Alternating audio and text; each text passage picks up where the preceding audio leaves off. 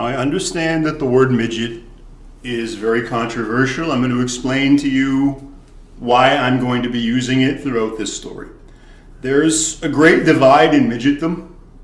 You've got the kind of middle-class midgets that have degrees and work white-collar jobs, and generally they don't want to be called midgets. These are the people who run the Little People of America. These are the more politically active midgets. They don't appreciate comedy where you punch down. No, that's they don't like that at all. And specifically, they don't like the word midget. Now, I got to contrast their opinion, with the opinion of the working class midgets. These are the little guys that have to dress up as leprechauns on St. Paddy's Day. These are the guys who are elves at Christmas. These are those circus clowns. These are the dwarfs getting tossed. These are the low-end performers who, are needed to do this kind of work, as degrading as it might be, to pay the bills. There's not a lot of ways to make $1,000 a night. Not or really compromise your morals. And this is a situation where I've had to work with a lot of the working class midgets. I worked with both kinds of midgets. They did midget events for the upper class midgets, but my sympathies are with the working class midgets that I worked with. And in deference to them and their sensibilities, were they to be called a little person, they would take it as an insult. They seem to find that very condescending. They would always want to be called a midget. Very hands-on term. They don't like being spoken down to. Nope. And if you... well, it's like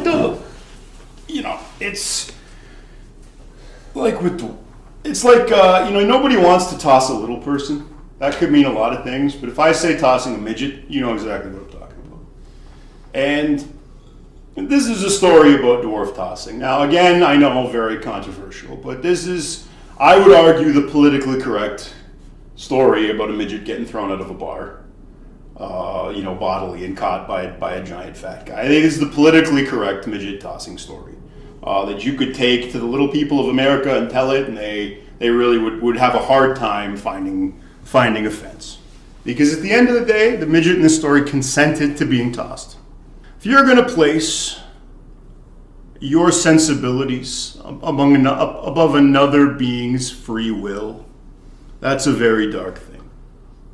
And so, in deference to the working class midgets, I'm going to be using the hands-on term. Now, before we get to the comedy, I got to tell you a little bit about the drama of this situation. And there's natural predators that prey on bouncers. And in this case, it was a stripper. One of my crewmates, he had a really good weekend, and he had picked up a stripper, and the stripper had come home, and he had ended up letting the stripper move in with him.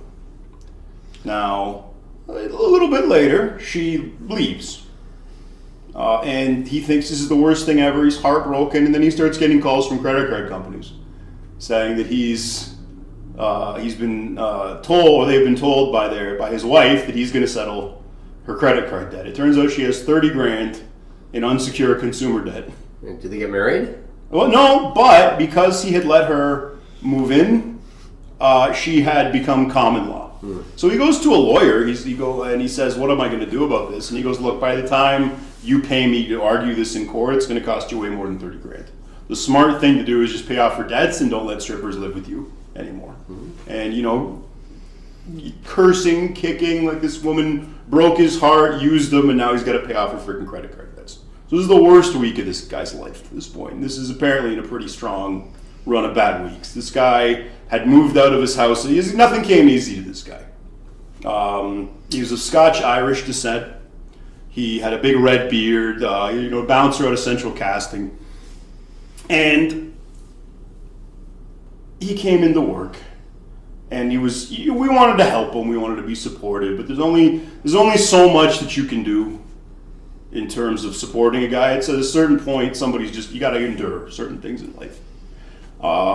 And as chance might happen, a midget comes in. Now, this is not just any midget. This is a local midget comedian of some note. He had some pretty good bits. He had a whole bit about how he dated the fat lady from the circus, and his pet name for her was Shamu. He talked that a whole bit about how you gotta make friends with cerebral palsy because those kids, they get the good weed prescription from their doctors back when it was illegal. Yeah. Back when it was edgy. Yeah, when it was edgy and countercultural, as opposed to like something your dad does. Well, something you know your dad does. Yeah, fair enough. It was like, God, how old are the boomers now? Jesus. How old is the 60s generation at this point? They're 80. Yeah, there we go. So that's where we're at. Yeah. They're watching Fox News. Yeah, 1945, the last year of the war, 80 years ago. Jesus Christ. How time flies. So this midget came in, and he got a VIP treatment because, full disclosure, I think midgets are good luck. I never had a bad night with a midget in the bar. Typically, they get a little bit too inebriated, and you haven't lived until you've seen a crew of bouncers try to kick a midget out. Like they run under tables, they curse you out, they jump up on things. It's always a show. I shouldn't say always, but it's often a show, and it's quite a spectacle to see. So he goes up to the room, and my coworker who had the bad week kind of follows him up to the VIP. And he's kind of hovering around, kind of stalking, if you will, this midget comedian. And I notice, and I go on up, and I say, "Hey, buddy, what's up?" And he looks at me, and he goes, "Look, I don't want to hurt him. We both know he's going to get too drunk to be in here. Once he gets too drunk, I just want to pick him up and run him down the stairs like a rugby ball." And I looked at him, and you got to really pick your battles in a job like that. And so I said, "All right. You can pick them up and run them down the stairs like a rugby ball." This is the top of a 3-story bar. This is the very top level of a gigantic complex of bars. So it would be a little ways to run. So he would have got his energy out a little bit doing that. And sure enough, the moment comes. The gentleman stumbles, and we go up, and my partner says, "Sir, I think you had a little bit too much to drink. Might be time to go." And 1 in a million, the little guy looks up and goes, "You know what? I think you're right."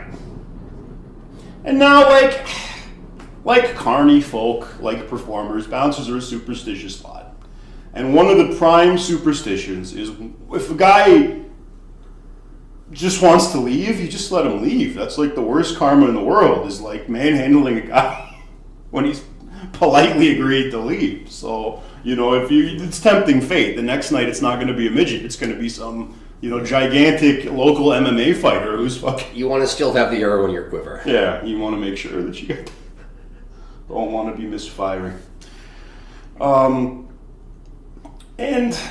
again, the guy walks out. Now, this guy had achondroplasia.